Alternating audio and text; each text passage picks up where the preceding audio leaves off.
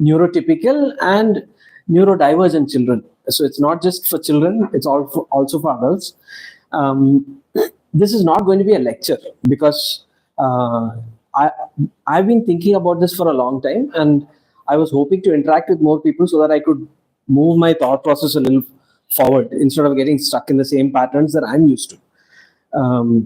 So we have this tendency to think of stress as. Do you want to say? Yes. Uh, so we tend to think of stress as something negative, but stress is not negative. Stress is a way of life, and the way you respond determines whether stress is beneficial or detrimental. So there are two comparatively new terms that you talk about.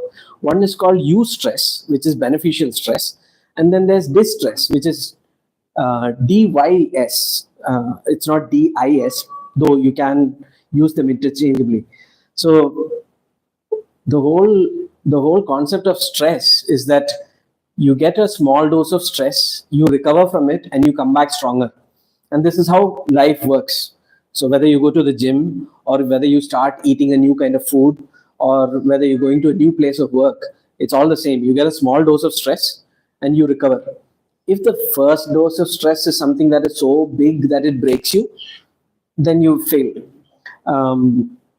So thinking of stress is only negative is probably because we have not looked at stress as a whole. We're just looking at the negative part of stress. We're not looking at the positive part of stress.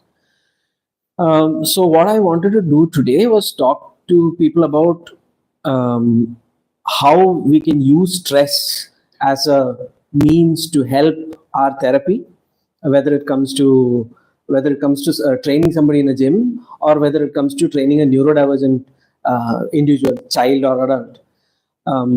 So I have quite a bit of experience in trying to train people in a gym, or trying to train them for regular lifestyle changes. So neurotypical people, I'm very good at, but I need to learn a lot more about neurodivergent, and that's what I'm trying to do with this talk.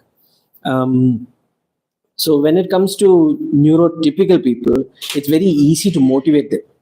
It's not easy, but it's relatively easy compared to a neurodivergent individual. So for example, if you tell somebody that they're going to get a six-pack if they work for 6 months in a gym, you might get them to start going to the gym, and they are going to start working hard. But that is not going to mean much to somebody who's on the autistic spectrum, or who has a lot of ADHD. And it might mean, a six-pack might mean something to somebody on a autistic spectrum, but each individual has their own motivations. And the amount of difference between different neurodivergent individuals is far more than what you'll see in the difference between neurotypical individuals. So which is why it's easy for me to motivate a neurotypical individual, and it's why I'm finding it challenging to motivate somebody who's neurodivergent. And even people who we think as neurotypical can be divergent in certain ways that they have not identified. So all of that comes into how we use stress to motivate them. Now, when you motivate somebody with stress, you have to remember the first thing: the dose is in the poison. If you overdose them with stress, they'll break and they'll not come back. But if you underdose them, you'll not make any progress. So there's that fine line between how much you can push them and how much you have to back off. And that is difficult when it comes to neurodivergent, because each of them are so different. And that is where parents come in, or the carers who spend most of the time with the patient comes in, because there's a limit to how much a therapist or a doctor can understand when they spend half an hour or an hour with a neurodivergent individual. It can take months to come to even half of understanding of what a parent does when they interact with them on a daily basis. So you have therapists who are using a structured program in order to stress the child, and then hopefully get a good response, a motivating response, and the child starts to respond to that. But that is a structured way of doing things. That's like going to a gym with a trainer. And if you ask a child, do you want to go to a gym with a trainer or do you want to go out and play with your friends? That's the difference. So the child is going to prefer going to play out with their friends rather than go to a gym with a trainer. But if you start motivating the child to play with their friends outside, and they find that there are things that they would like to do better, and then they're going to get curious about it, and they're going to ask you, how can I get better at this? Then you can tell them, okay, if you train this skill, you can get better at your play. So that's one way to motivate it. The What we see these days is we have therapy and then we have homework that needs to be done when you go home, and that is structured too. There's not enough play at home. How many parents here? Right. What is the kind of play that you have at home with the child? It's like play or Both. Any kind of play. it's cycling, playing in the park, Yeah. Anything that they initiate on their own. cycling. Cycling. So that is one. And so you do give that time to that child. Yes. How much time does it take? 30 minutes. And what happens after they do that? And he don't want to come upstairs. Yeah. So okay. Fine. So and have you thought of how you could use that as a motivating factor in order to further therapy? No, I haven't thought about that. Because this is play. Yeah. And he likes it, Yeah. and he's initiating it. So that is a reward, and you can use. So if you do this, maybe Yeah, you do that. Yeah, So you're already doing it. Bring to work only, then you will go downstairs. Okay. Yeah. So reward, and negative correction, reward and punishment. That is how life works, anyways. Right. So it's the same principle that you're trying to apply here. But then not many people actually focus on play. And again, when we think about play, we are saying you have to play football or you have to play basketball, and these are the rules. When you're thinking about play, when it comes to a neurodivergent patient, you are going to have to let them set some of the rules, and then they have to start enjoying it. And then only will you be able to add your rules to it and build structure together with them. So I'm just putting out ideas. So if you want to ask in between, please go ahead. The difference between structured activity and play is also the difference between predator and prey. I'd written about that. I don't know if any of you have read it, but when a lion is chasing a deer, they're both running at the same speed. They're both running the same distance, but one is running for his life and the other one's running for a reward. And the difference between them, they're having the same kind of physical energy expenditure. They're running through the same terrain, but the lion is motivated with a different set of hormones, while the deer is motivated by a different set of hormones.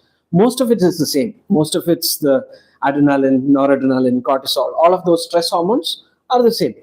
But the motivation hormone, the dopamine, is more on the side of the lion.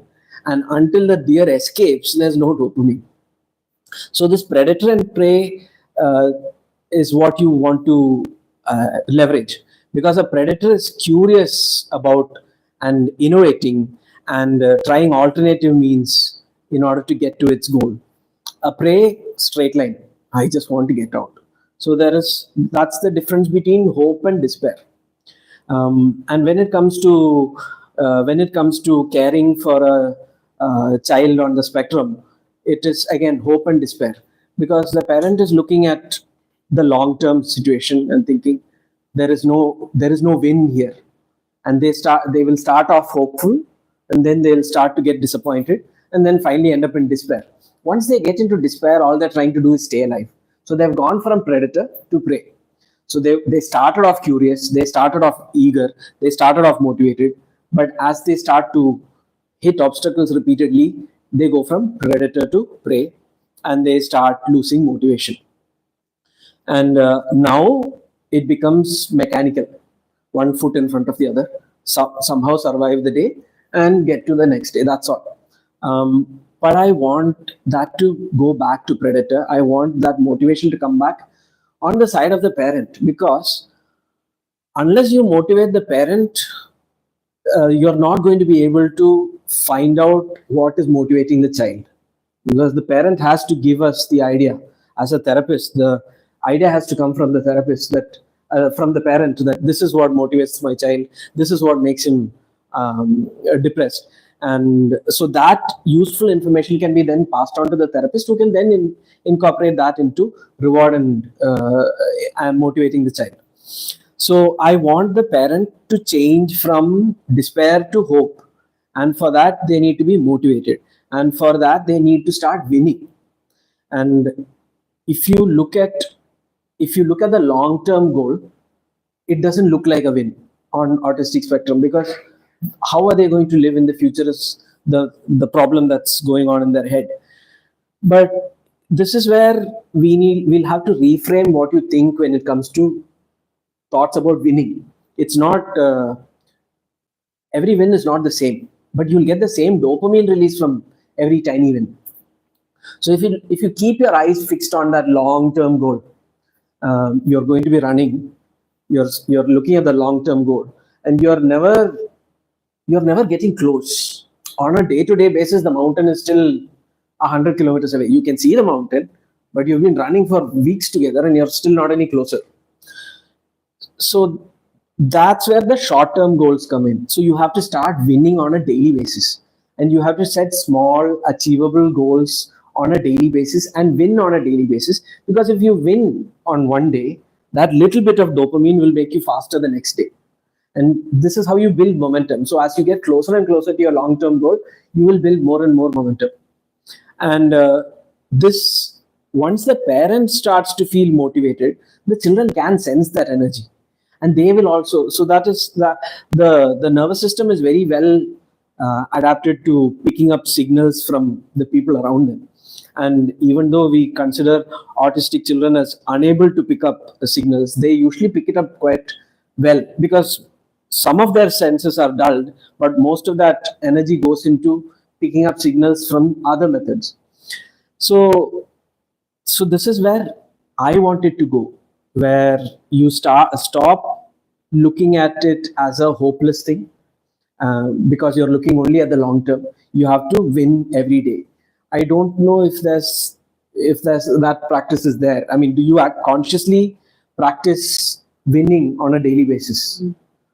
And if you win, that's the other thing. You're not, even if you win, you might not notice a win. And if you don't notice that win, there's no gratitude, there is no self-motivation, there's no, again, when you talk in terms of neurotransmitters, dopamine is not there. So you have to start noticing the wins on a daily basis, and only then can you motivate yourself, and only then will you be able to motivate the child, even if it's not, through a pep talk. You don't need a pep talk, because just the fact that you are motivated, your child will pick up and respond to you. So this is what I wanted to talk about. Now, when it comes to using stress, the response to stress, whether it's eustress or distress, uses the same mechanism. So if it's beneficial stress and the child responds well to that stress with playfulness and curiosity and happiness, you're building up the circuits that will respond to bad stress also, negative stress also. So the next time they feel the same kind of negative stress that they had before, they will respond better.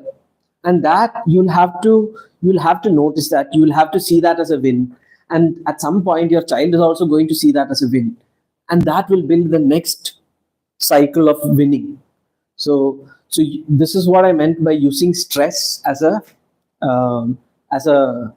means to build up the resilience, because stress is nothing but resilience. In a therapy room where the walls are the same, the toys are the same, the therapist is the same, the structured plan that you've got is the same, that provides a comfort zone. There's not enough variation. And if you look at children on the spectrum, they don't like a shift out of their routine. They don't want to change their setting. They don't want to interact with new objects, new tools, or new people.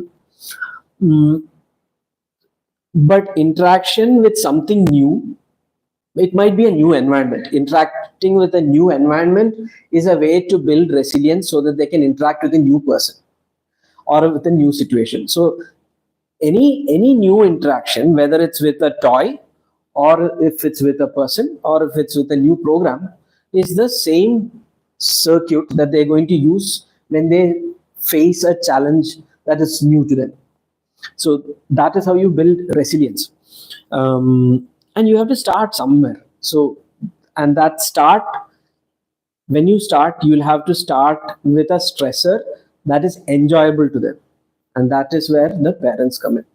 So this is the idea that I wanted to discuss. And if you got questions, I would really like them, because I've said most of what I wanted to say.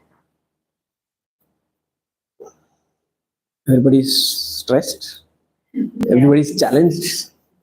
Okay. Right. So how would you bring variety into your child's life? And how are you going to? Can you? How? Yeah. So there's two parents here. You are a parent too. Yeah. Anybody else? You are a parent. 3, 4. So ideas. How would you think of bringing variety into your child's life? Even if you're not a parent, you can. What is exactly driving them right now? Yeah, so I mean, the easiest way to get somebody variety into somebody's life is to get them out of the house, take them outdoors, because the amount of variety that nature can provide, we will never be able to match. Because right now we've got a climbing wall, but that is nowhere as good as the tree that's outside in the park there. And when they're climbing a tree, they're going to get stung by insects, or they're going to get rashes. All of that is a new, and it is going to be unpleasant, because especially, even normal people don't want to do it. Even neurotypical people don't want to do it. Expecting somebody who's not as resilient, who hasn't won as much as a neurotypical person, is a little too much. So we'll have to take them out on a daily basis, expose them to this sort of a stressor, and the idea is going to be the same. You can either increase the duration of that stress or decrease it. It's a dose response thing. If your child doesn't like going to the park, you don't have to inflict 1 hour upon them. You can spend just 5 minutes and come back, and you can end it with a reward, with something that the child likes.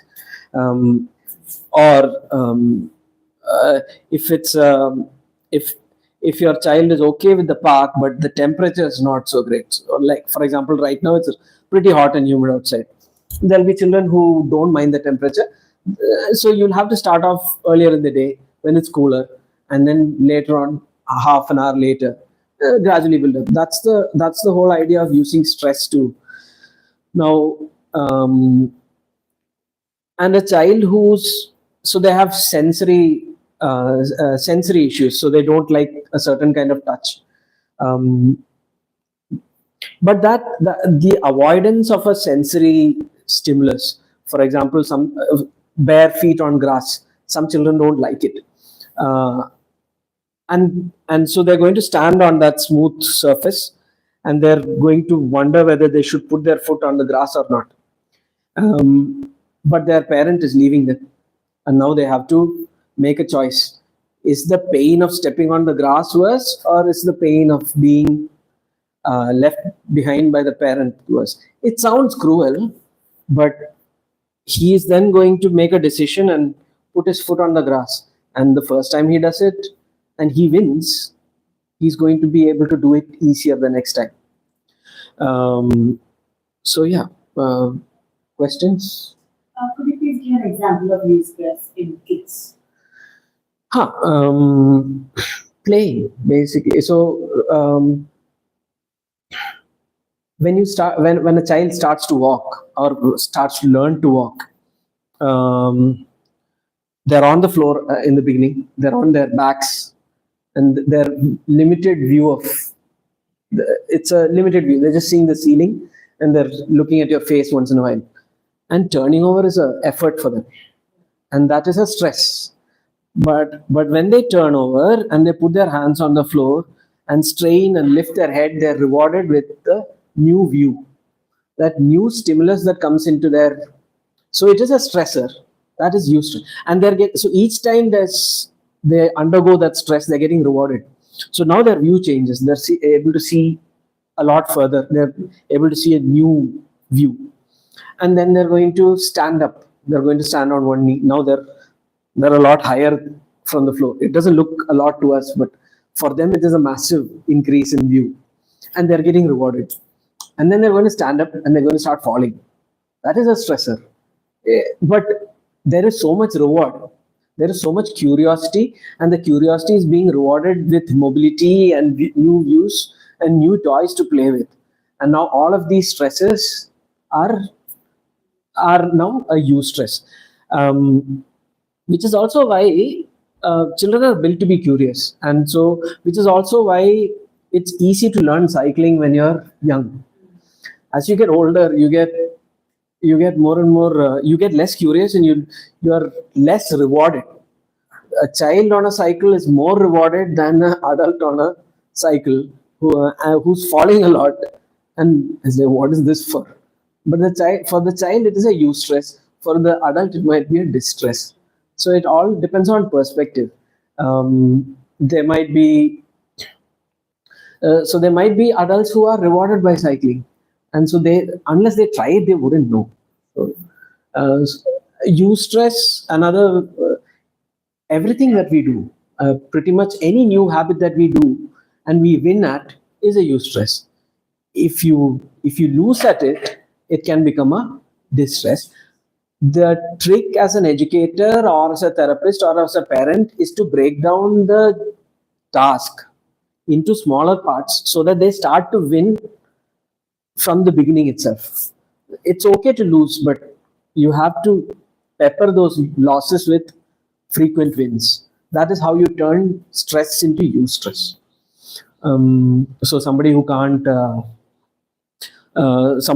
a push-up, so they've fixed it in their head that I can't do a push-up. But you have to look at push-ups in a different way. Push-ups are not just on the floor. You can do it on a wall. And there's very few people who can't do a push-up like that. And then you step, so now you win. But the person has to think of it as a win. Because what is this? If he thinks of this wall push-up as something useless, it's not a win. So if it's too easy for him, he doesn't look at it as a win. So now if that's easy, then you ask him to do that. Now he'll try it for the first time and it is difficult, but he does it. Now it's a win. Now you shift him to a lower one. And then you make, finally he does regular push-ups, and now it becomes regular and it's easy. And he's going to lose the value of it. And then you'll show him 6 months back you couldn't do a wall push-up. Now he wins again. He's doing push-ups regularly, but he's winning again because he's got the memory of where he started. So this is where you have to record your wins. You have to look back at what you've done, how far you've come. So that is how you, and so this is somebody who's never done a push-up and they've managed to get to a push-up in 6 months. And now you're going to give them the next challenge. Let's do a squat. I'll never be able to do a squat. No, I saw you do a push-up just now, and you started off being unable to do a wall push-up. If you can do that, you can do this. So this is how I motivate my neurotypical patients. We'll have to figure out a way how to do this for neurodiversity. And there are issues with communication there. But if you're lucky enough to have a child you can communicate with, then things are easier. And there will be some way to communicate. It's easy for me to talk because I am not in that situation that you guys are in. But I'm just trying to give you ideas. And hopefully you can ask me questions. Maybe I can give you more ideas. That's. Is it possible to change distress to eustress? Yeah, like I said, there's a task and you're failing at it. You break it down. Yeah. So if you can give me an example, Yeah. I can think through it. Addition of a sibling would be distress, right? Yeah. For a 4-year-old. Yeah. So how can that be made in the use? So the preparation starts early. You've got to start talking about the kid, the sibling that is going to turn up. Yeah, I'm already talking about my example. Yeah. So both are like 1.5 years different. So the elder one is like just 1.5, and the younger one is just going to be 24. So they are already fighting a lot. Yeah. So it's very unmanageable. So I'm thinking it probably the stress is what is making him do this fighting with his sibling. How are they managing the fighting? They're okay with the fighting, right? They are okay and they are enjoying, but we can't. Yeah. So the stress is on your side. It's not on. So now, okay, fine. So the children are enjoying the fights. Yeah. Okay. You're not. So stress is on your side. Now, how are you going to turn that into you stress? So you'll have to reframe this problem. You have to look at this problem as not a problem, as a blessing. How can I use this problem to make my children more resilient? So when my children started fighting, I gave them boxing gloves. And I stood by and I refereed them while they fought. And so my job would be to step in when they are about to kill each other. Otherwise, let them do what they want. And so they got stronger. They got stronger, and they are now stronger than me. So I won, and they won. So that is how you turn. So again, you have to look at. There's two components to that stress. One is the stress of you watching them, and the other is what you perceive as stress, but they're not stressed. So that is also a valuable lesson. It's not the stress is not just on the side of the child; it's also on the side of the parent. And most of the time, the children are resilient enough to deal with that stress. We are the ones complicating things unnecessarily. And if you're aware enough to look at your own stress and see where it's coming from, then you can start to use that to make yourself better. And that is also part of the child's development. Yeah. Questions? What can professionals do in a 45 minutes? There is a child who is 45 minutes, and you said you will give a home program. Yeah. So, if I can hear from the. Yeah, that's would have been a good. Yeah, there are therapists here. What happens there? How do they make it smaller? How do they learn about what's happening at home? Yeah. Do you want to answer that question?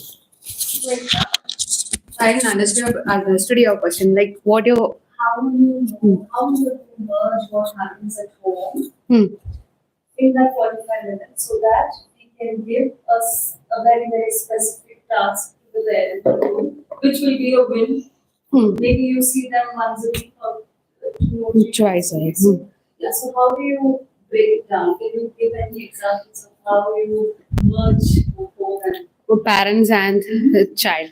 So what we do is, like a doctor said, when we get a task or when we are teaching something, we teach in small steps, like from simple to complex. A discrete trial teaching happens. We break the task. Into smaller sections. Like if we are teaching about addition, what we start from the basic, very basic, so that the child can win. As doctor said, the child can win. Like we start from a simple object addition. We give two things, like we hold a straw on one hand, we hold a straw on other hand, and then we give it, and then we ask the child to count it. So that's two, like a play way we start, and we ask the parents to do the same, like from the simplest. Don't force the child. Never force the child. Let the child make the mistake, no issues, but motivate them. Give them reward. If they are saying the answer, they are trying to attempt it. If they are trying to attempt it, motivate them. That's what happens. After that, slowly we increase the complex. From from object, we go to the pictures. That's also like a bit complex, but simple for the child. So that's how we increase the complexity. Slowly we increase the complexity, and we ask the parents to do the same. Like what we are doing in our session, we ask the parents to do the same as well. and we ask how the child is in home environment. The child won't be reacting the same in our situation and in the home. The child might be more like, I don't want to do this in there, but child will obey to us. So we ask how the child is at home, and we say this also. We never force the child, but ask the child to do it, attempt it. So that's what happened. So how will it, now here you mentioned reward, right? Yes. So we're talking about child is finding stressful at home, but not stressful here. Something is rewarding here, which is not so rewarding there. How do we bridge the gap? Yes, the parents are like quite tricky enough, because they say, like doctor said, swimming. You won't able to go first. Do this, then you will be able to go for swimming. Like parents will find their what is motivating them, and then they will use that trick. Like they also say to me, like they like the swimming, or they like cycling, or they like doing this. So I will also use that trick. If you do this, you will get that. Or if you like a sticker, you will get this. You will do this, and you will get that. Like that's how we do it. There's something else that I wanted to add, because parents are not new. They've been seeing the same parent for their entire life. The therapist is new. And again, this is going back to neurodevelopment, where something novel is always more motivating. So which is why they might find it stress, or they're distasteful, they don't want to do it at home, but when they come and see a new therapist, okay, we'll do it. So that is there. So the what's happening at home is the parents are stuck in a routine, and the child is stuck in a routine. They're all in their same grooves. Those grooves need to be broken out of, and that is what you need. That is what I'm trying to get the parents to think about, how to break out of the grooves that they are stuck in at home, so that the validation that they get from their parents is not as strong as the validation they're getting from a new person in the therapy room. That is probably what is happening. So that might be one way to look at it. So now the idea is to become as interesting as the therapist, or become as interesting as an iPad. And competing with an iPad is very difficult. So you have to get creative. What I think we can do as therapists here is, when we'll have to incorporate some amount of unstructured play into a session. And the issue with that is, each session is valuable time and money. And when we offer unstructured play here, parents are going to wonder, what's the point of this? I'm paying for the child to come play here. So that is an issue. So we cannot introduce unstructured play the way a parent can at home. That is a handicap. But if there are parents who are understanding enough, yeah, then, because the unstructured play that we have in a therapy session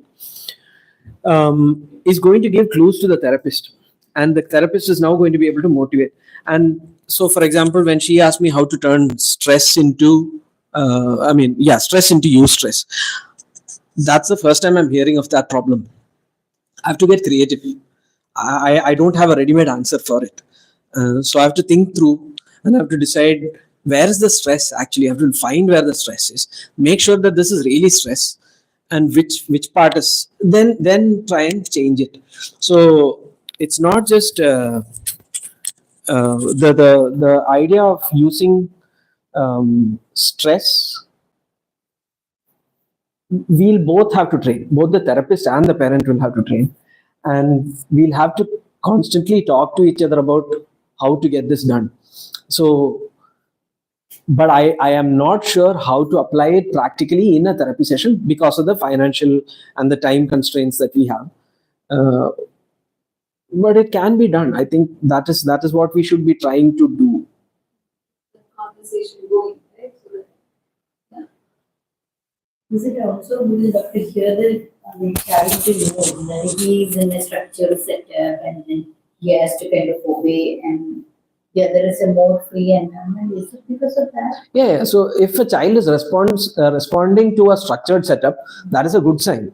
Yeah, she was talking Yeah. the child is not behaving the way Hmm. he is in the, Yeah. the therapy. That should be accepted, because you can't have structure in the therapy Yeah. session and structure at home. Some amount of structure should be there, and the parent should be able to adjust on the fly between, okay, now he's getting spoiled, might as well control him a little, or okay, now he's a little too withdrawn because I've been constantly disciplining him and correcting him. It's time to let him run free a little. So that sort of adjusting on the fly has to be done. And uh, I there's not enough importance given to play. There's not enough importance given to creativity, because creativity is not part of the parent's life also, and the child. Yeah, so that has to happen. And if again, when you're thinking about creativity, if you're creative in something, that will spill over into the way you live also. So having a hobby helps. It can, whatever it is, it might take only 10 or 15 minutes a day, but if you do something creative, if you create some, if it's just a A4 size of paper, you scribble on it and you stick it on the wall, that's fine. But it'll start like that, but that creativity will then spill on into the way you interact with everything else in your life. And so that will teach you to adjust on the fly. So when there is a problem, when there is a child that is responding to structure, or when there is a child that's not responding to structure, how do I adjust? What other ways can I use to get past that? That is what.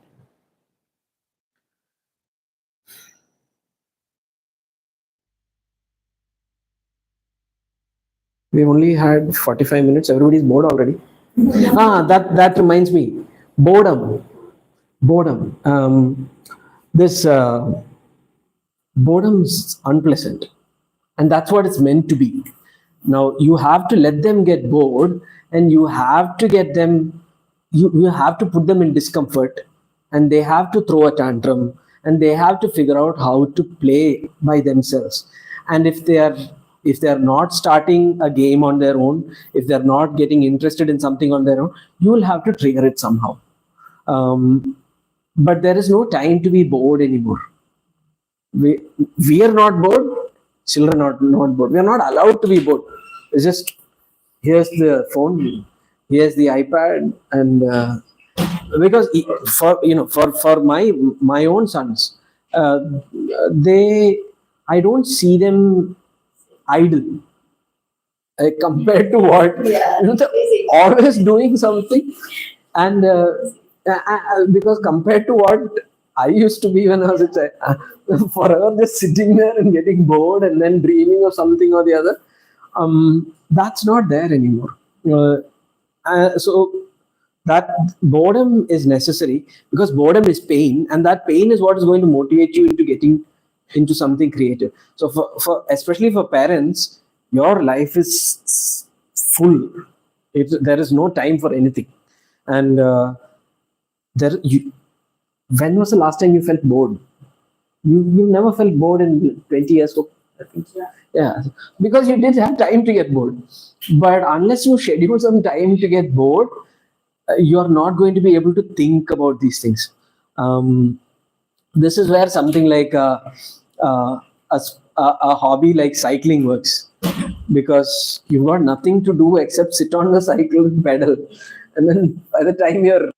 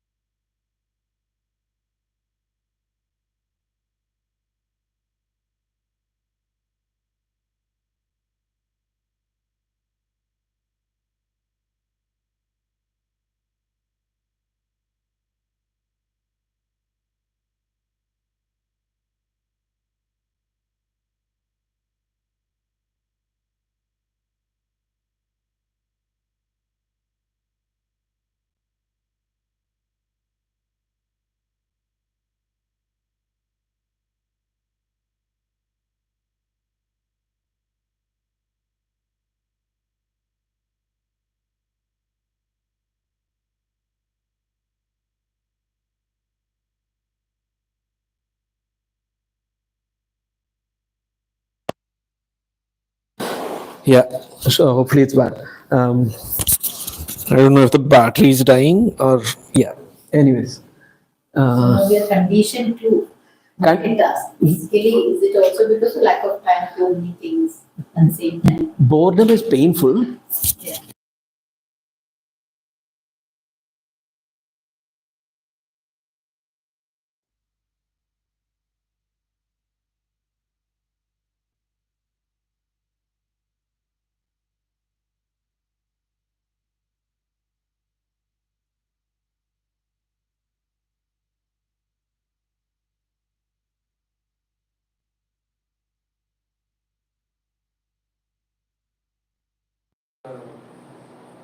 Pretending to be busy, this has to be done right now, so I don't have to sit with my thoughts. So that is an issue. So that time spent alone with your thoughts is important, and even the children need to go through that. Unless the children are bored, they are not going to be motivated to do anything. And when they are bored, they are going to throw tantrums. They're going to say, "Entertain me," and that I don't think I've ever told my parents that they have to entertain me, because there would be no response when I go and do something. But nowadays we kind of spoil them. We're like, okay, so you're bored. Okay, what's this? And it's not our job. Our job is to protect them from physical danger, but otherwise I want them away and bored. They have to be bored if they have to start playing. I think that's quite a bit of what happened when COVID came. So they were stuck inside the houses and they were bored, and the parents have to work from home. And okay, so you're bored and you're disturbing me. Here's the distraction. And that went against quite a few of the children. And they got used to being entertained all the time. And like I said, you can't match an iPad in terms of, I cannot be as interesting as an iPad. No way. And so our competition is the iPad and the social media. So getting them bored is good. Keeping them off electronic devices and screens are good. And yeah, that's the. I think there are people still complaining about the lack of audio. I don't know. It's disconnected there. It's disconnected, yeah. You were talking about sensory Yeah. needs. Yeah. We just saw one child with as soon as he came and he just walked off. Uh-huh. How do you deal with that when the child is very, very vocal Yeah. and very clear that I don't like this? Mm. Stress, it is stress. Yeah. So, and you are in a therapy setup, you have 45 minutes, Yeah. it's paid. Yeah. Well, how do you do, you are a special educator. So, and your goal must be addition. Now, what do you do? The child comes and says, I mean, you understand or? That's okay. That comes mainly under OT because they work for sensory and all things. And we ask advice from them. What can we do for this child so that I can inculcate that activity in my session as well. I can also slowly introduce the smell if he's not liking it. If it's okay, then I will ask advice from them. That's how we work. As a multidisciplinary team, what can I do to make his sensory stimulations, or we can stimulate his sensory, and that's how we do it. We ask advice from the OT because it mainly comes under the OT department. So that's how. Could parents also help you there? Oh yes, parents also has to deal with it. Like parents also has to train them at home. It won't work only here. It has to be trained at home as well, so that the child will able to go at in different environment or different atmosphere. He will be able to live from. Yeah. So for this example, the child is very vocal, very clear about what he wants. This is good because now you can ask him why, what smell are you identifying, talk about it, and verbalizing and vocalizing about that will definitely reduce his stress about it. And so now once you've identified what smell is bothering him, then you can approach it from a different angle, saying, okay, so if I don't know what smell he picked up, but This is the air freshener. Air freshener. This is quite strong. yeah. So now you It's turn it. quite strong. Now you turn it into a game, Yeah. and now okay. So this smell you don't like. What do you think about this smell? Okay. You So- engage. Yeah. So you use this particular smell that he doesn't like. So you compare it to this one. And no, compare it to this one. And so now you're introducing novelty around this unpleasant stimulus.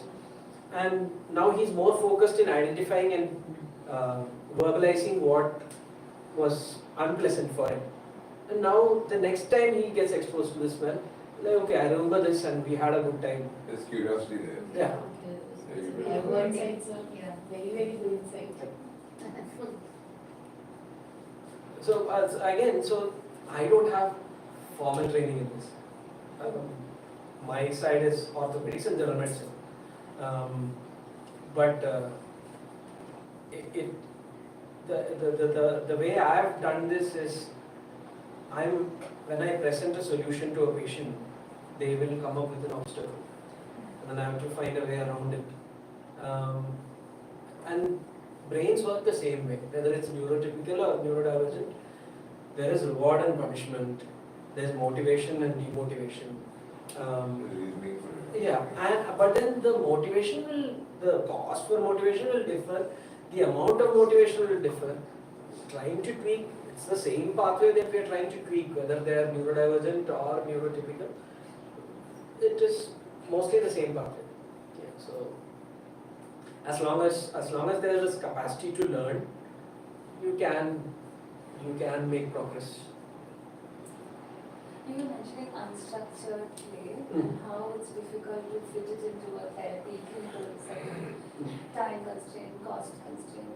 How does group therapy help? Like how now we are working with you, there Yeah. are three of us. Yeah. Half an hour for one person, but if three of us are, we get 1.5 hours, but together. So have you explored that, or has it made any difference if this combined?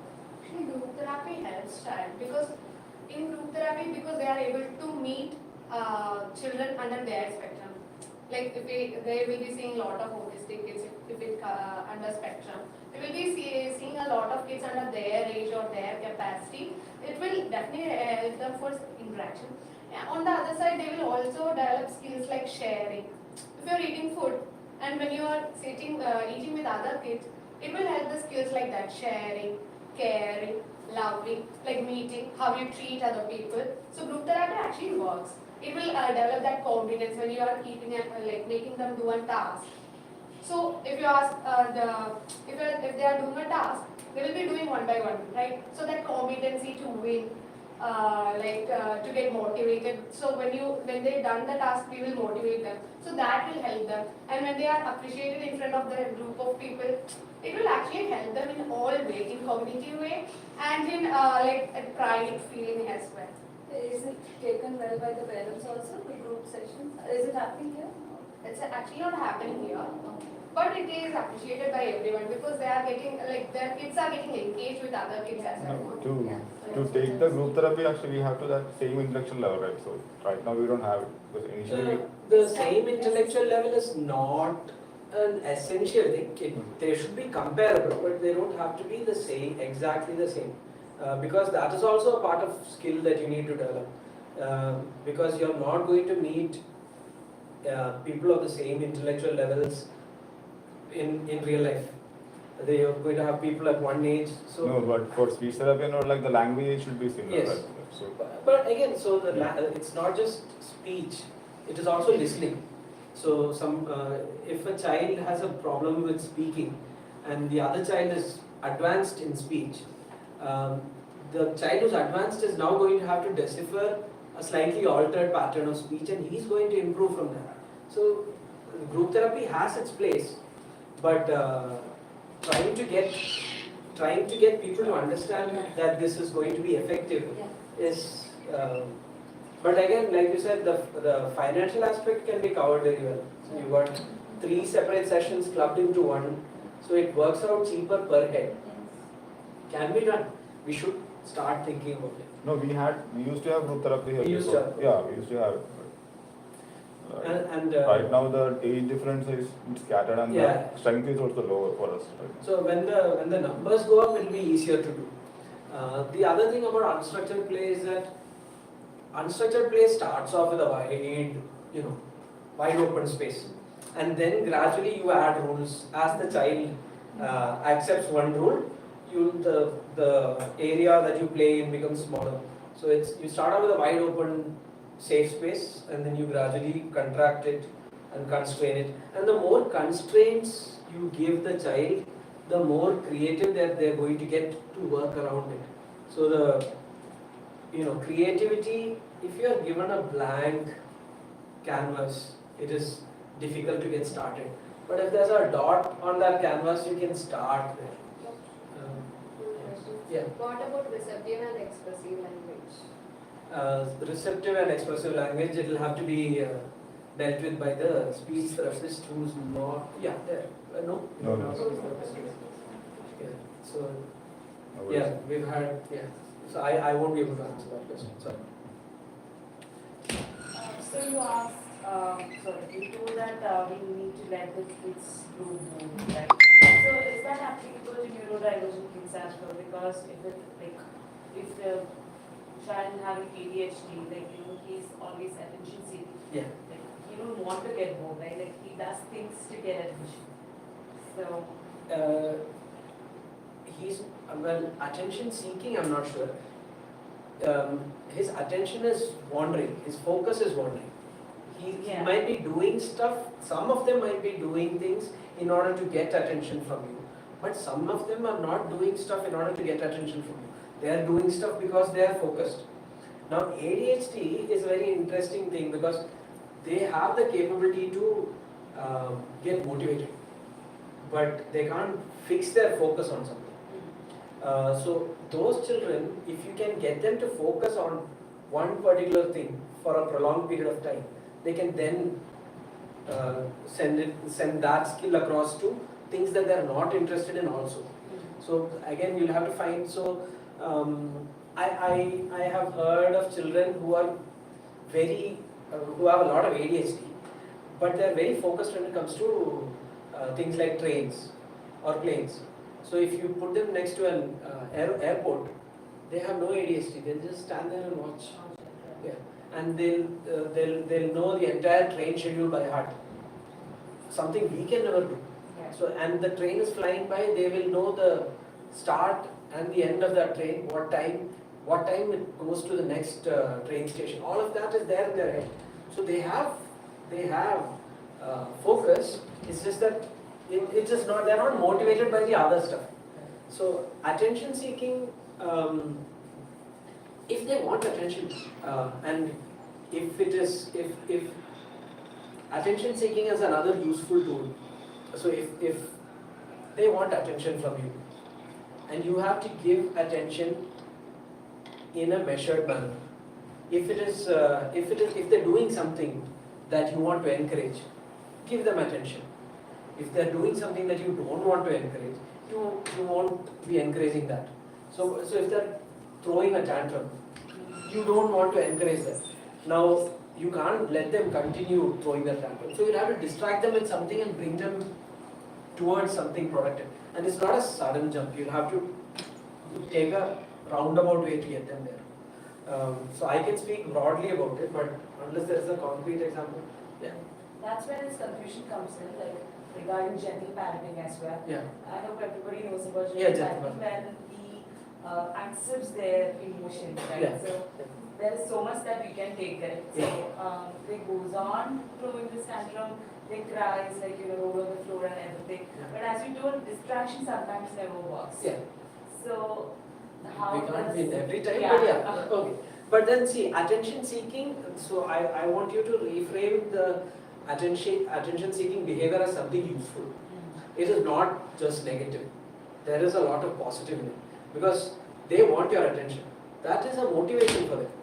You can use that motivation in order to, so you might not be able to win in that particular tantrum, but the next particular tantrum, before it starts, you might be able to give them attention and then divert them away from getting into that loop of a tantrum. So that is one thing. The other thing is where they throw the tantrum. If it's at home, no big deal, we'll handle it. But if it's in a public space, it becomes a problem. Again, there's two components to it. They're getting attention from you. They probably don't care about the attention from the rest of the world, but you're getting attention from the rest of the world, and it really bothers you. So a little bit of a thick skin. Most of us have developed it by that time. So yeah. So the stress there is on both sides, parent and child.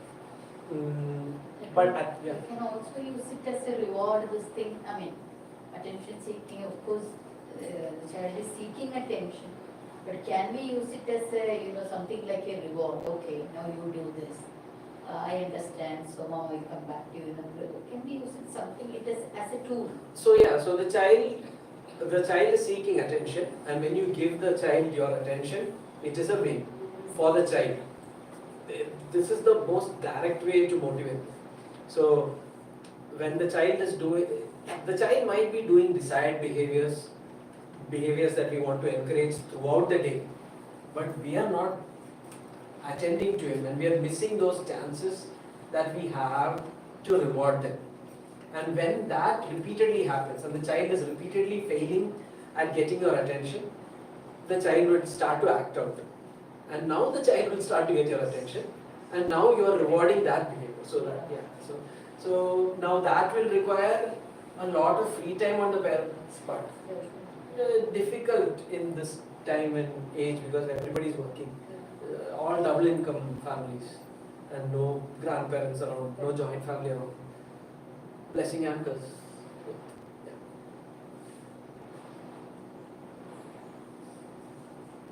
So how do you deal with stress when it comes to school? Okay, I've got a neurodiverse kid and neurotypical. They're in the same class. Okay. So science neurodiverse. And the children in his class, he is neurodiverse. He goes through a lot of bullying. Okay. He's fine with the girls because the girls are obviously more accepting. But the boys, they're very much into, he basically dislikes going to school. Goes to school because he likes his teachers. Yeah. And his reward from school is okay, and if he likes his subject, he will perform well, and he gets his appreciation. How do I deal with this?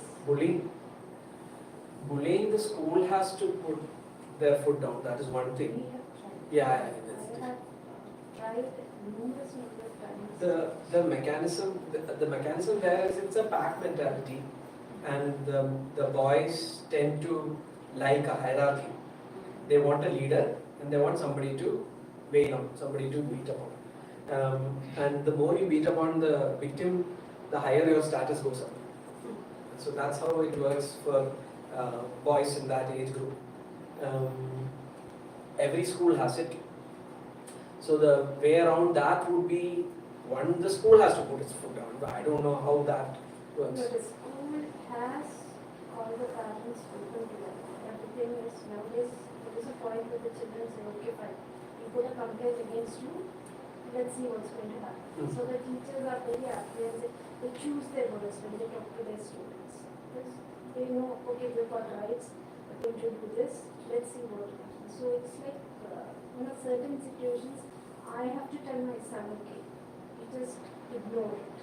I don't feel it's like healthy. Yeah, ignoring doesn't work most of the time. When it comes to boys, physical strength works. That is one way. But then again, it is one versus the entire pack, so it is not a safe way to do it also. But if he can gain status in front of the boys that are bullying him, then the bullying will stop. So he'll have to. This is part of how all boys deal with school. There is always some amount of bullying in every class, and it's not a good thing, but it is part of how humans are built, basically chimps, and we build status based on how we treat the others around us. In a well-balanced society, you gain status by being generous and protective. In a stressed society, you take out your stress on the weakest member in that tribe. If you get stronger, somebody else gets the beating. So there will be some amount of. I have asked him not to be physical with the boys. Yeah. Because we do have others. I'm a single guy. Yeah. So I don't want the whole drama of. Yeah, physical fight. Yeah, obviously. But yeah, no, I'm not saying get into conflict.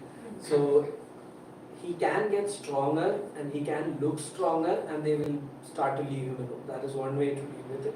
He can get good at something. So this is how men usually compete.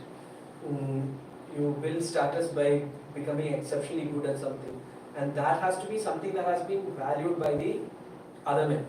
So you can't, for example, in an adolescent setting, you can't get good at ballet dancing and expect to be valued by the other men. Usually the bullying will get worse. So things like that. So archery or marksmanship or something of that sort, some sort of a pursuit that he starts to win at, and his classmates start to know, then they're going to think, okay, he's not a victim. He's not something that, he has something that we don't It's a have. general mentality that, with neurodiverse children, we Ah. tend to. And no matter how much the teachers try to put in, try to give them a talk and say, this is how it is. That doesn't go into their head. So the education now needs to be for the other children, and it has to become cool to protect somebody who's weaker than you. It has to become cool to be able to accept somebody who needs help. So children can gain status by being helpful to another child. That is not so. There now you have to encourage the bullies in order to become more generous. Because the way testosterone works, you can either get vicious or you can get protective. And so that the use, they are not being encouraged to become generous and protective. They're being rewarded when they become vicious and bully. That is a school issue. It's something that you are going to find very Can I difficult. add? Yeah. There is a law that this is illegal of what the school is doing. It needs to be reported for sure. And through an NGO or through any other advocacy groups where, depending on the age of the child also, because the more you allow it to happen, it is going to increase. There were two instances when I did discriminatory principle and general approaches to conduct violence. I since this is that the topic is different, can I speak with you after the session? Yeah. Body, you can attach it. Any further questions? You can ask questions to each other. I don't mind. I'm also trying to learn here, so.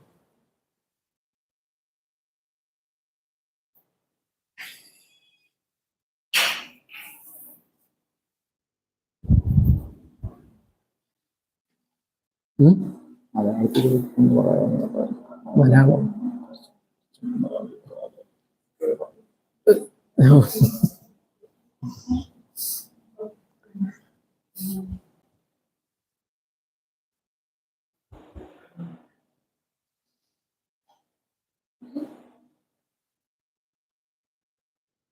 We'll wind up, or should we continue?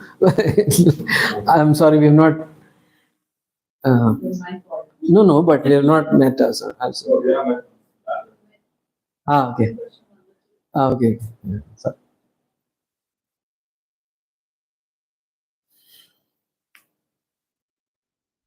So what are the different ways of stress management when it comes to teens?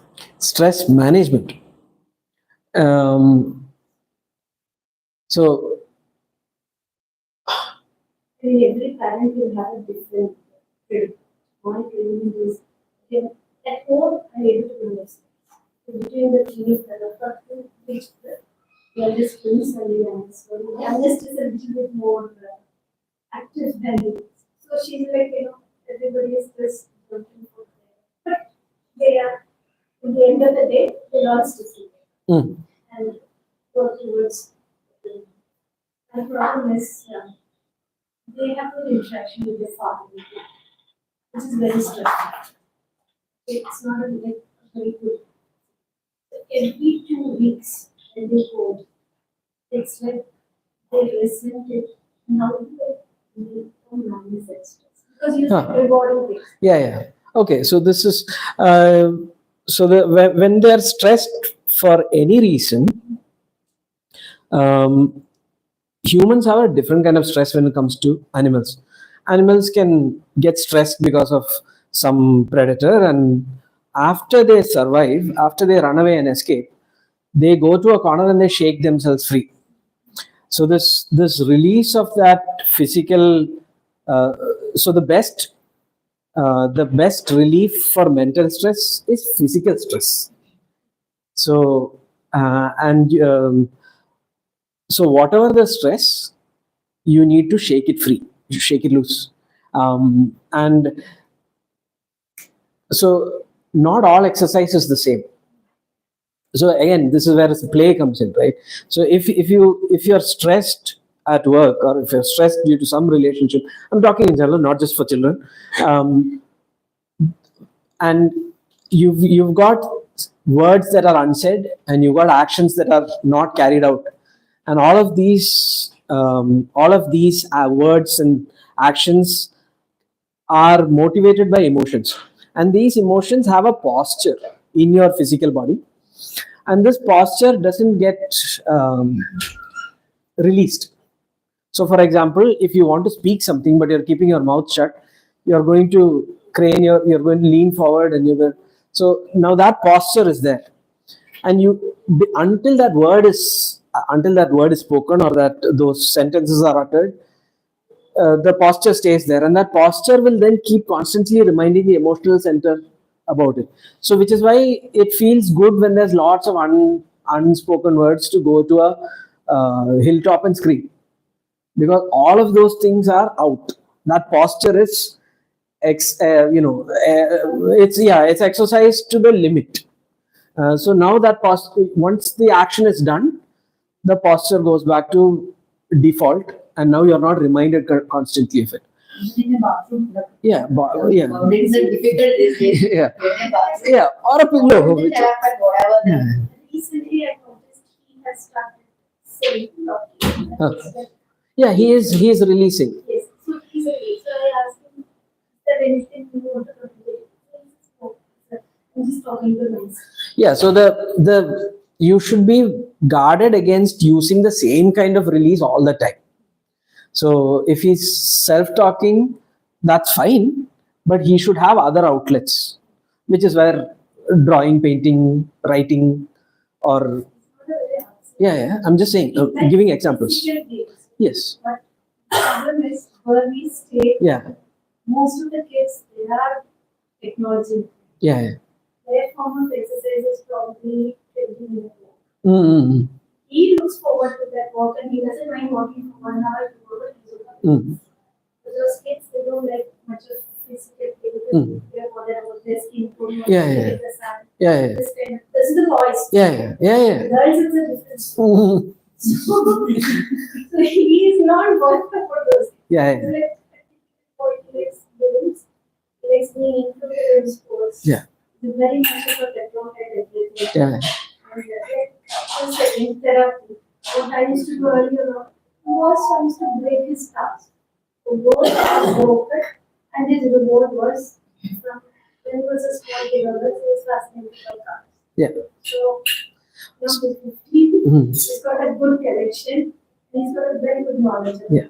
So again, when you reward, you start off with cars, you should expand. You shouldn't stick to cars, because now that is the only reward he wants. Because this is a groove. And the more you use the same reward again and again, that groove becomes deeper and deeper. And now he doesn't have any interest in any other things. So if you're rewarding him with cars, the next thing would be a motorcycle, a model, whatever, and the next thing will be maybe a cycle, and then from there roller skates or scooters or whatever, and then you gradually build his sources of reward. That's one thing. Now, I said you have to shake it loose. So all exercise is not the same. So I'm talking about, so when you're doing, when you're in school, you're structured. When you're in therapy, you're structured. But when you're playing, that shouldn't be there. So this, when you, so if I ask for physical exercise, going to a gym is again structured, and it is again 10 reps into 3 sets. Not going to work. So he's going to have to do something that is not structured. So, for example, getting him a punching bag would be a good idea. And if he doesn't want to hit it with his hands, he can hit it with his with a stick, or he can use a rope to hit it. Now, when he starts to swing the rope, he's going to notice that the rope moves in a very different way. So, all of these, and a trampoline. So, you'll notice that the trampoline is a way some of our spectrum kids will stim. And stimming is basically self-soothing. It is basically trying to release this energy. They've got stuff that they've not said, not done, they can't do. And all of that energy is being lost in stimming. And again, stimming is a reward. You can use that stim as a reward. But again, you have to see what is appropriate and what is not. And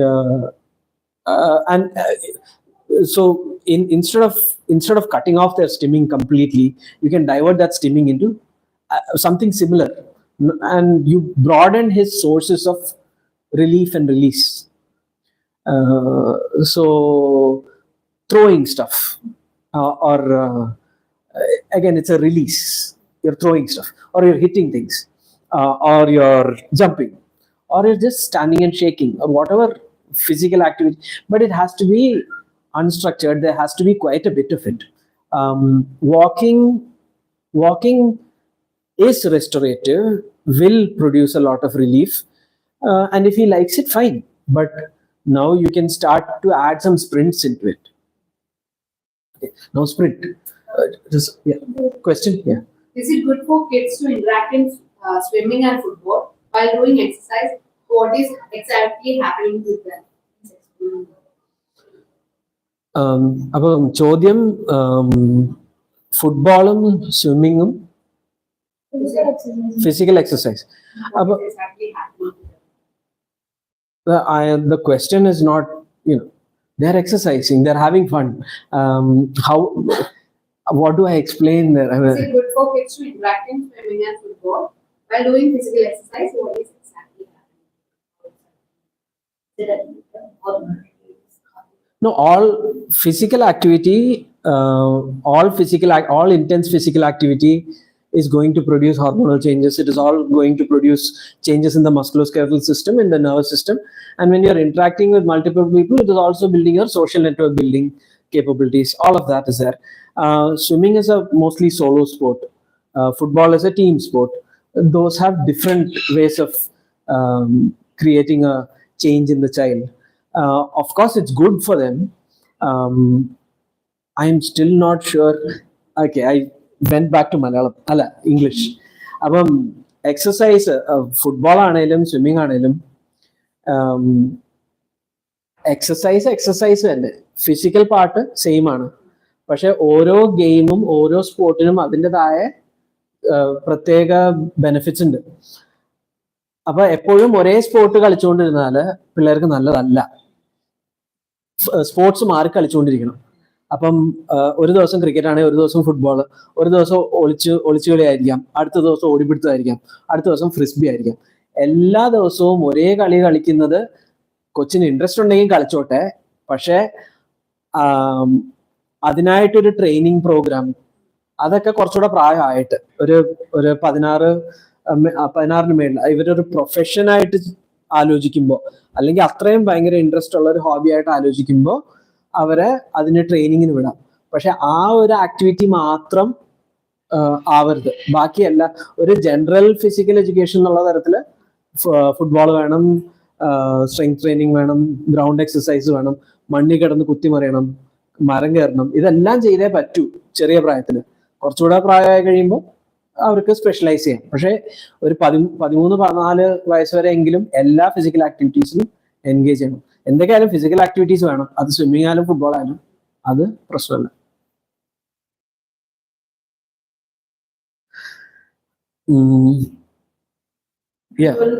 stress എന്നൊരു positive stress, tolerance, stress talks, അങ്ങനെ ഒരു 3 രീതിയിലാണ്. സ്ട്രെസ്സോ? അതെ, doctor stress distress നമ്മളൊരു ഒരു ഒരു middle ഒരെണ്ണം കൂടി കണ്ടിട്ട്, like positive stress is something which is helping us to learn something new, progress. I mean, ലൈഫിലെ എന്ത് പ്രോഗ്രസ് at any point നമ്മുടെ ലൈഫിന്റെ ഏത് സ്റ്റേജിലാണ്. But again, tolerance stress is something we are taking the next level, and then we can do it, and then maybe we will come back to the original this thing. കുറച്ചുകൂടി effort we are trying to do. അപ്പം ഒരു പുതിയൊരു trainee അല്ലെങ്കിൽ new trainee, I'm talking about trainees that can include neurodivergent or neurotypical, it doesn't matter. Adult. Okay, so this is somebody who is going to engage with stress for the first time. Okay, അവർക്ക് distress കൊടുത്താൽ you lose them. It will have to be eustress. കൂടുതൽ, all of it will have to be eustress in the beginning.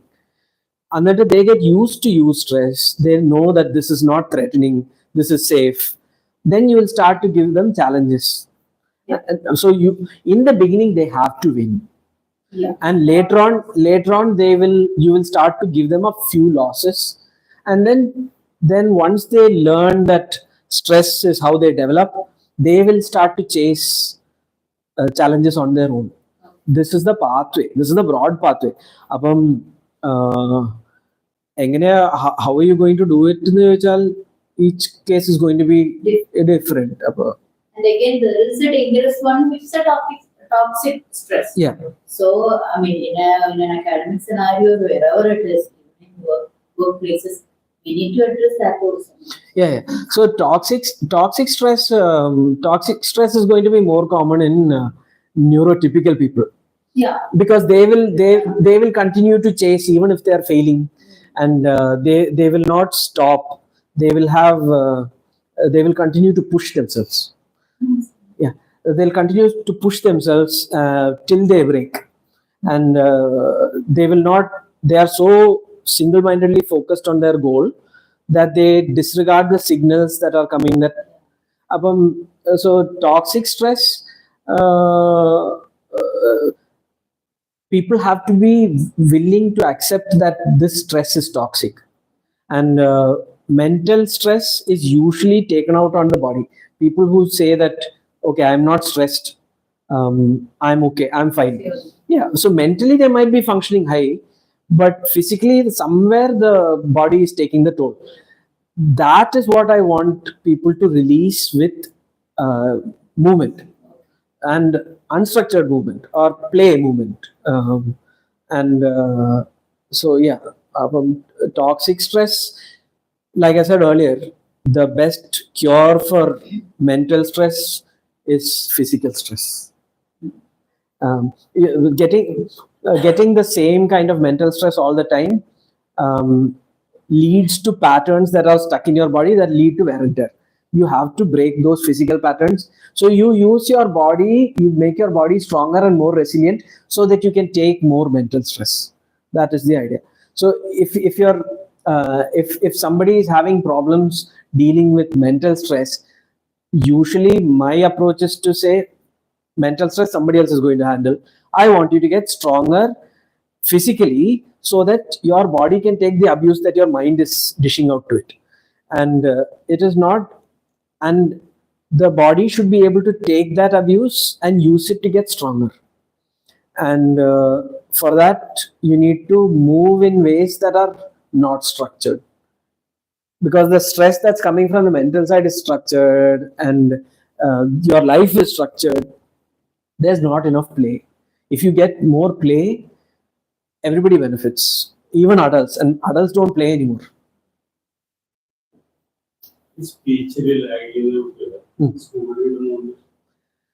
സ്പീച്ചിൽ lag, that is അതിപ്പം ഞാൻ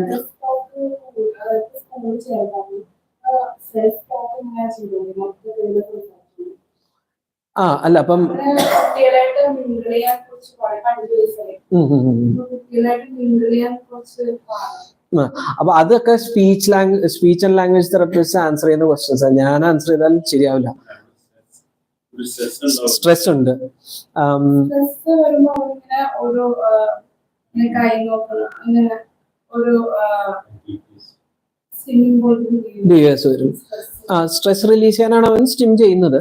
അപ്പം ആ speech ആണോ അവന്റെ stress? അവൻ സെൽഫ് ടോക്ക് കമ്മ്യൂണിക്കേഷൻ ആയിട്ടില്ല.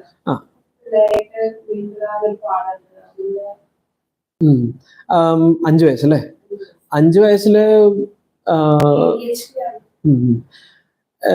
അതൊക്കെ കുറച്ചുകൂടെ സ്പെഷ്യലൈസ്ഡ് ആയിട്ടുള്ള തെറപ്പിസ്റ്റ് തന്നെ സംസാരിക്കണം. അപ്പൊ ആ സ്ട്രെസ് എങ്ങനെ യൂസ് ചെയ്യാൻ പറ്റും എന്നുള്ളതാണ്. So now in his case he's quite aware that this is A problem അല്ലെ? 5 വയസ്സാണെങ്കിൽ പോലും അല്ലെ? Because he's not able to talk, he's self-talking, and he's stressed now, and he's stimming. So this is actually a good sign because he's aware that this is a problem. Now, next step is to use that awareness that he's already got at 5 years to teach him to divert and turn that self-talk into something else. But that is something that you'll have to speak to a speech therapist about, because that is not my field.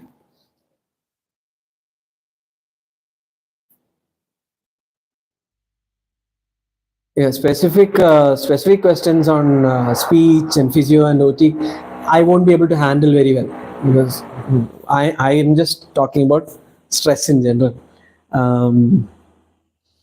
ADHD, does he like fire? തിരി കത്തിച്ച എങ്ങനെയുണ്ട്? തിരി കത്തിച്ച അതിന് മുമ്പ് ഇരുന്നോളൂ ഇരിക്കൂലേ? അപ്പം so if he likes sitting in front of a candle, ഇടയ്ക്ക് രാത്രി ഒരു 5-10 മിനിറ്റ് വീട്ടിലെ ലൈറ്റെല്ലാം ഓഫ് ചെയ്തിട്ട് ഒരു തിരിയും കത്തിച്ചിട്ട് അതിന്റെ മുമ്പിൽ ഇരുത്തിയാൽ he is going to sit and train himself ആ തിരിയിൽ നോക്കി അതിൻ്റെ കൂടെ ഇന്ററാക്ട് ചെയ്ത് കുറച്ച് ഫോക്കസ് ബിൽഡ് ചെയ്യാൻ പറ്റുമെന്ന്. അപ്പം that is one way. So usually fire is very attractive to boys. കത്തിച്ച് വെച്ച് കൊടുത്തു കഴിഞ്ഞാൽ അതിന്റെ മുമ്പ് അങ്ങനെ ഇരുന്നോളൂ. ചെയ്ത് നോക്കാം. So you can start off with 1 or 2 minutes. അത് കഴിയുമ്പോൾ gradually he'll build, and that this is actually a form of meditation. പഴയ ഇന്ത്യൻ സേജസ് യൂസ് ചെയ്തൊരു ടൈപ്പ് മെഡിറ്റേഷൻ ത്രാത്തക്ക എന്ന് പറയും. അപ്പം ADHD ഉള്ള പിള്ളേർക്ക് പറ്റുമെങ്കിൽ if they can stare at the candle for a few minutes every day, the duration of your focus starts to improve. That is something that you can try. And it is as long as you sit there and he doesn't burn himself. Or even pendulum. So but you start off with a candle, and then that pendulum, the following the pendulum with his eyes, that is also, eye movements are very connected to focus. But if you can get them to fix their gaze, it makes a big difference. Again, for boys, they will be very interested in hitting a target. കല്ലെറിയാനും അമ്പും മില്ലും ഉപയോഗിക്കാനും. അപ്പം ഡെക്കാത്തലോണിൽ ഒരു പ്ലാസ്റ്റിക്കിന്റെ അമ്പും മില്ലും കൊടുത്തു കഴിഞ്ഞാൽ he will train himself. ആ physical കോർഡിനേഷനും mental ഫോക്കസും ഗെയ്സും എല്ലാം ഒരുമിച്ച് അവൻ ട്രെയിൻ ചെയ്യും, പോസ്ചറും എല്ലാം. You can try all of that. സ്പീച്ചിന്റെ കാര്യത്തിൽ എനിക്ക് ഒരു സ്പെഷ്യൽ ആൻസർ ഇല്ല. ബട്ട് അഗൈൻ നമ്മൾ തന്നെ എന്തെങ്കിലും ആലോചിച്ചിട്ടുണ്ടാകും. കാരണം എല്ലാവർക്കും പറ്റിയൊരു ഫോർമുല ഈ ഒരു പ്രോബ്ലത്തിൽ കിട്ടില്ല. ADHDയിലോ ASDയിലോ ഒന്നും കിട്ടില്ല. എല്ലാ പിള്ളേരും സെപ്പറേറ്റ്. അതുകൊണ്ടാണ് ഇത്രയും കഷ്ടപ്പെടുന്നത്. ഒരു സിംഗിൾ ഫോർമുല ഇല്ല. ഒരു ബ്രോഡ് ആയിട്ടുള്ള ഒരു ഐഡിയ തന്നിട്ട് അത് പിന്നെ നമ്മുടെ ലൈഫിൽ നമുക്ക് എങ്ങനെ അപ്ലൈ ചെയ്യാൻ പറ്റുന്നു. അപ്പൊ ഇതില് ആലോചിച്ചാൽ കിട്ടുമായിരിക്കും, സമയം എടുക്കും. പക്ഷെ സ്പീച്ച് തെറാപ്പിസ്റ്റിന് കുറച്ചുകൂടെ ഐഡിയ ഉണ്ടാവും എന്താ ചെയ്യാൻ പറ്റുന്നത്. സ്പീച്ച് തെറാപ്പിക്ക് പോകുന്നുണ്ടോ ഇപ്പൊ? ഇവിടെ തന്നെയാണ്. ഓക്കെ. അത് സംസാരിച്ചായിരുന്നോ? അവരുടെ എന്തെങ്കിലും ഐഡിയാസ് പറഞ്ഞായിരുന്നോ?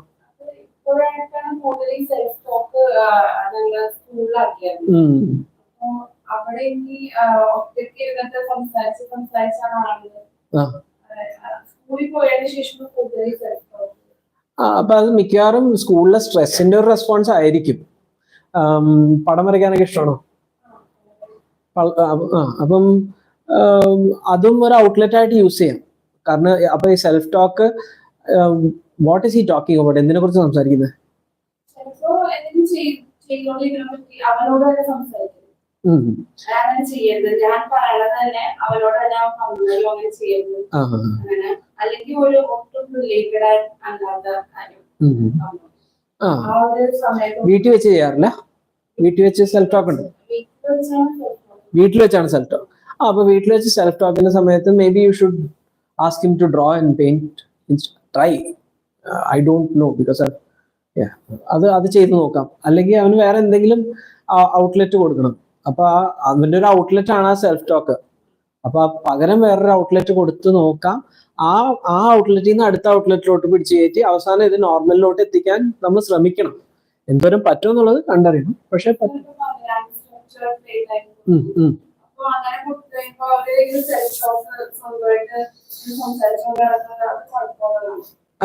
അല്ല, അപ്പൊ ഓൾറെഡി നമ്മൾ സെൽഫ് ടോക്ക് ഒരു അൺഡിസൈറബിൾ ബിഹേവിയർ ആയിട്ട് കൂട്ടിയിരിക്കുക. അപ്പം അൺസ്ട്രക്ചർഡ് പ്ലേ എന്ന് പറയുമ്പോൾ നമ്മൾ സ്റ്റാർട്ട് ചെയ്യുന്നത് ഇവന്റെ സെൽഫ് ടോക്കിന്നായിരിക്കും.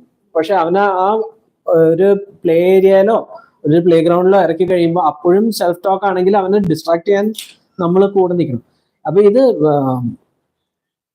അൺസ്ട്രക്ചർഡ് പ്ലേ എന്ന് പറഞ്ഞ ഒരു ന്യൂറോടിപ്പിക്കൽ കൊച്ചിനെ പുറത്തിറക്കി വിട്ടാൽ അവന്മാരെങ്ങനെയൊക്കെ കളിക്കും. അവർ neurodivergent children will go back to their preferred grooves. അപ്പൊ ആ ഗ്രൂവ്സിൽ നിന്ന് തട്ടി പുറത്തിറക്കേണ്ടത് നമ്മുടെ കടമയാണ്. അപ്പൊ തുടക്കത്തില് കുറെ പ്രാവശ്യം തട്ടി പുറത്തിടേണ്ടി വരും. അവൻ പിന്നെ പുതിയ ഗ്രൂവ് ഉണ്ടാക്കുമ്പോൾ നമുക്ക് അത് എൻകറേജ് ചെയ്യാം. അല്ലാതെ അപ്പൊ അൺസ്ട്രക്ചേർഡ് പ്ലേ എന്ന് പറഞ്ഞ് നമ്മള് ന്യൂറോഡൈവർജന്റ് ചൈൽഡിനെ അഴിച്ചുവിടാൻ പറ്റില്ല. അഴിച്ചുവിടാം, provided they are not doing something undesirable. അപ്പൊ the idea would be to divert that undesirable behavior into something else. കാരണം അവന്റെ ആകെയുള്ള നമുക്ക് എല്ലാവർക്കും എന്തെങ്കിലും ഒരു സ്റ്റിമ്മിങ് ബിഹേവിയർ എന്തെങ്കിലും ഉണ്ടാവും, നമുക്ക് എല്ലാവർക്കും. പക്ഷെ നമുക്ക് ഒരെണ്ണം മാത്രമായിരിക്കില്ല, നമുക്ക് കുറെ എണ്ണം ഉണ്ടാവും. അതുകൊണ്ട് ആ നെഗറ്റീവ് ഇമോഷൻസ് നമുക്ക് ഡിസിപ്പേറ്റ് ചെയ്ത് കളയാൻ പറ്റും. ആരും അറിയത്തില്ല നമുക്ക് ഇതാണ് ആ നെഗറ്റീവ് ബിഹേവിയർ എന്ന് പറയുന്നത്. പക്ഷെ the way a neurodivergent child is going to express themselves is going to be very limited to one avenue. That is why it amplifies so much. That is why it is so visible outside. എല്ലാവർക്കും എന്തെങ്കിലും ഒരു behaviour ഉണ്ടാവും. ഒരു behaviour അല്ല, കുറെ ബിഹേവിയർസ് ഉണ്ടാവും. എല്ലാവർക്കും ഒരു ടിക്ക് ഉണ്ടാവും, എന്തെങ്കിലും ഒരു അല്ലെ. അതെല്ലാം നമ്മൾ സെൽഫ് സൂഡ് ചെയ്യുന്നതാണത്. പക്ഷെ നമ്മൾ ഡിസിപ്പേറ്റ് ചെയ്ത് കളയുന്നതുകൊണ്ട് പല സ്ഥലത്തോട്ട് നമുക്ക് ഒത്തിരി അവന്യൂസ് ഉള്ളത് കൊണ്ട് ഒരെണ്ണം മാത്രം ഇങ്ങനെ കൂടി നിന്ന് കാണില്ല. അപ്പൊ അതാണ് നമ്മൾ ഡൈവേഴ്സിഫൈ ചെയ്ത് വിടാൻ നോക്കുന്നത്.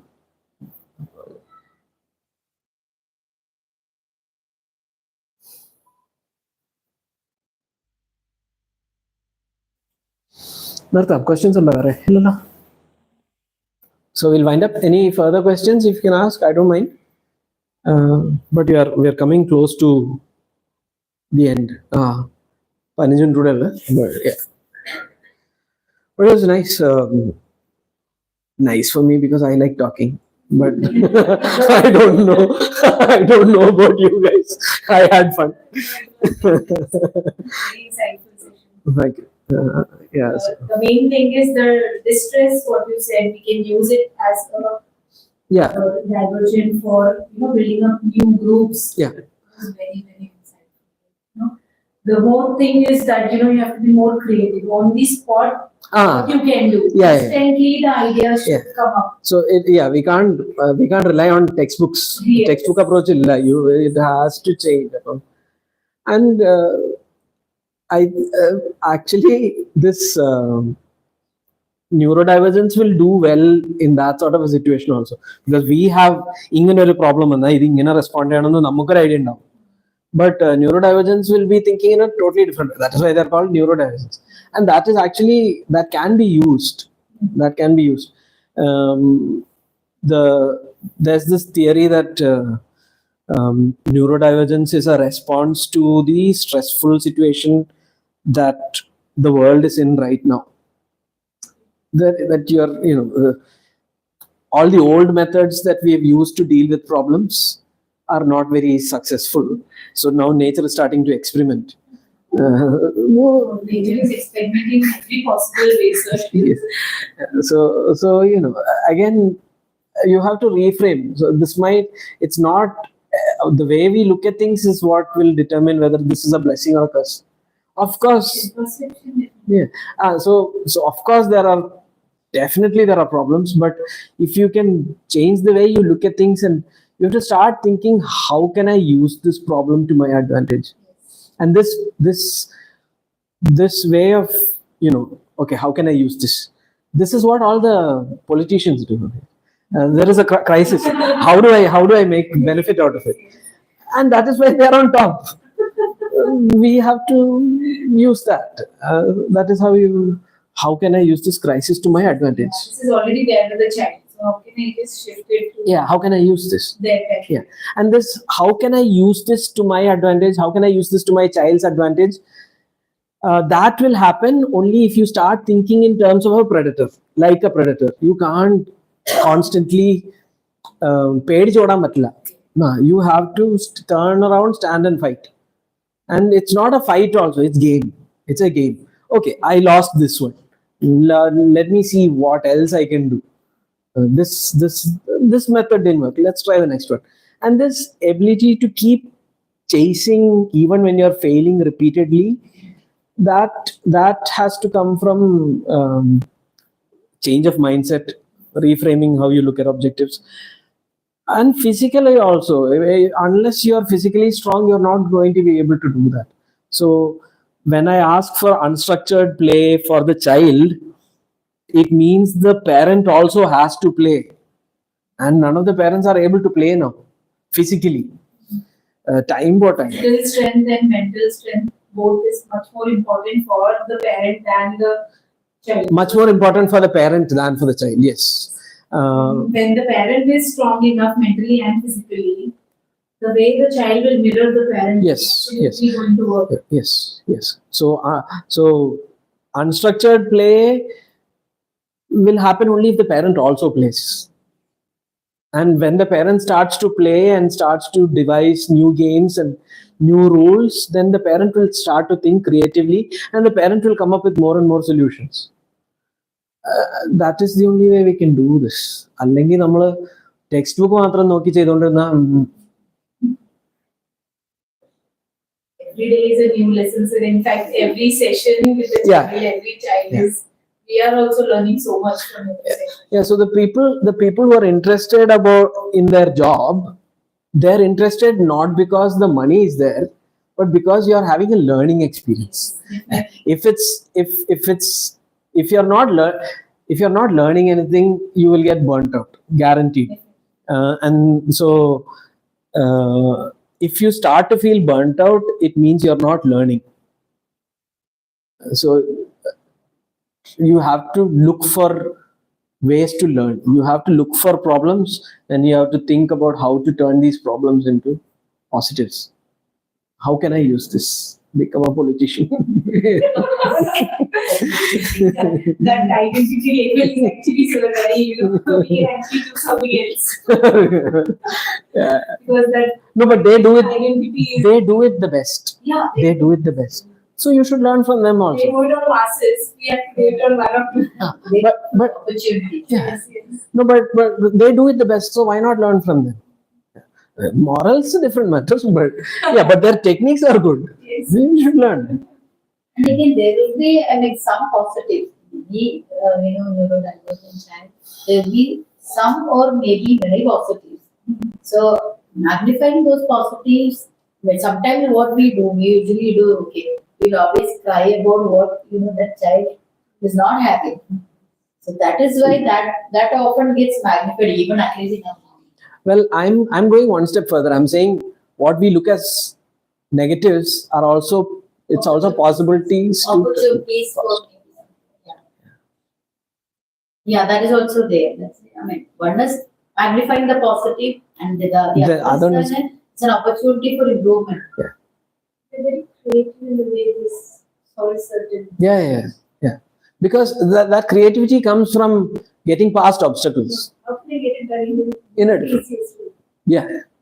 Yeah, so people will say laziness is bad. No, laziness is what gives us all of this. No, we don't want to sit out in the park.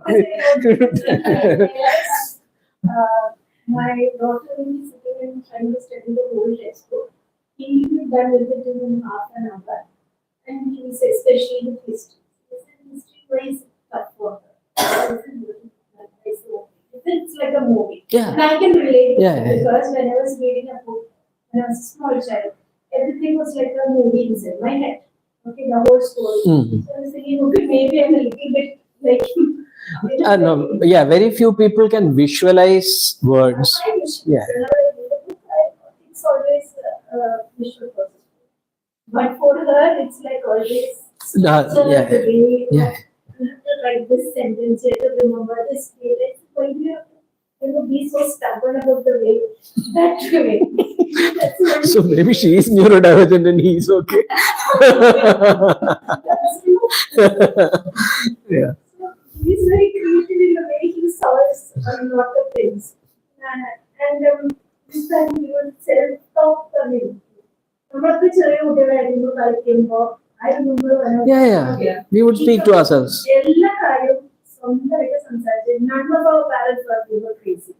ഇപ്പോഴാണ് hyper focused Mm. That's also there. Yeah. അതൊരു തെറ്റ്. അതൊരിക്കലും തെറ്റായിട്ട് ഞാൻ see better than having a non Verbal child.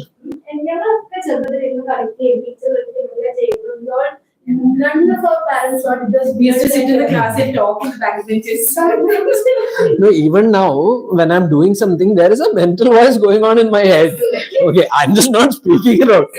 So, This is what I always think, when morning I get up, this mental voice is there, so it's like, the radio is working. yeah. Voice are coming, something is going on.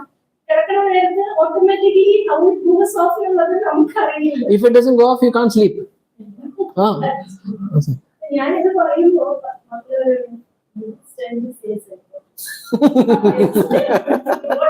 Voices in your head. voices in your head. നമ്മളെല്ലാവരും when we were growing up, നമ്മളിതൊക്കെ ചെയ്തിട്ടുണ്ട്. Self-talk, അതേപോലെ imaginative play. ഇപ്പൊ basketball കളിക്കുമ്പോൾ തന്നെ ചില കുട്ടികൾ തനിയെ സംസാരിച്ച് you have to do this shot, they will correct themselves, everything. അതൊന്നും അന്ന് ഒരു കൃത്യമായിട്ട് ആരും ചിന്തിച്ചിട്ടില്ല. ഇപ്പോഴാണ് ഭയങ്കരമായിട്ട് എല്ലാം കുറച്ച് pathologizing ഉണ്ട്. കുറച്ചല്ല ഒത്തിരി ഉണ്ട്. Even this many ADHD case, I don't remember those. But ADHD is not a favorite diagnosis of mine because most of the ADHD cases are boys, and they are ADHD because they are not getting enough play. Yeah. If you fix the play, then ADHD is gone. Vast majority of the cases. But they kind of put it into their creative side with the sewing and the painting and my young child, she crochet. അവള് ചെയ്യുന്ന it's in a very weird way. അവള് crochet ചെയ്യണമെങ്കിൽ കാലിങ്ങനെ പൊക്കി ഇങ്ങനെ മുട്ട് മടക്കി വെച്ചിട്ട് മൊബൈൽ ചെയ്തിട്ട് നെറ്റ്ഫ്ലിക്സും കണ്ട് ശരിക്കും counting stitch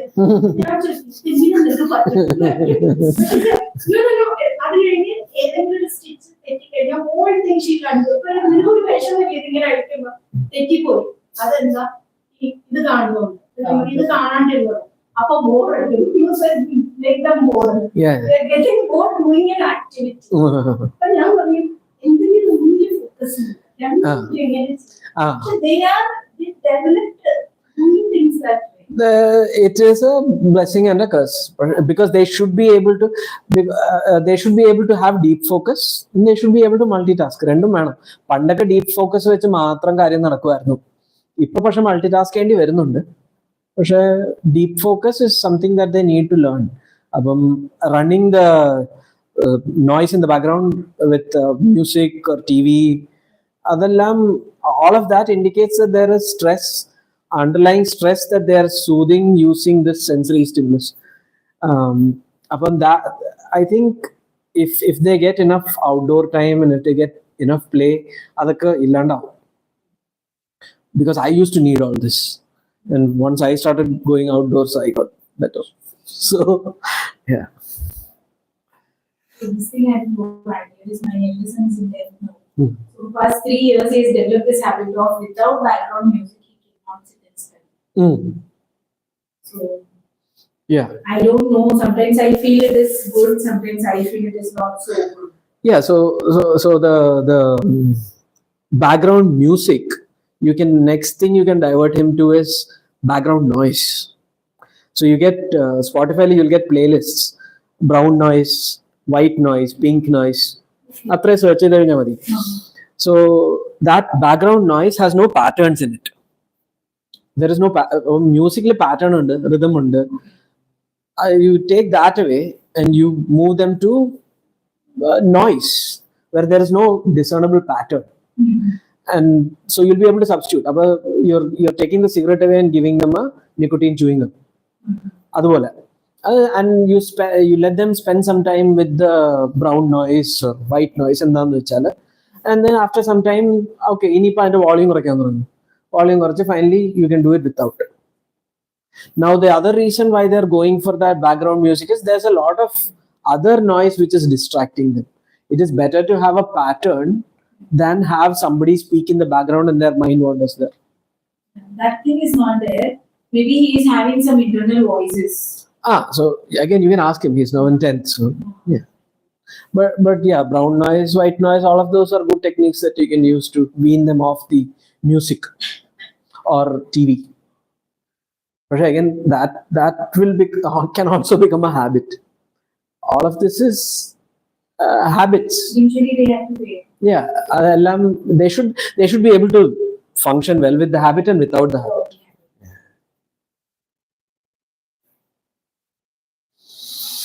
Okay, thank you everyone.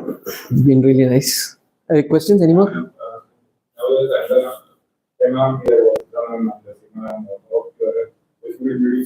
Parents are here, so at times if they want any help from you guys, Yeah, you come and introduce. no, I don't. They can help. Yeah, okay, so They can give mic. yeah. So That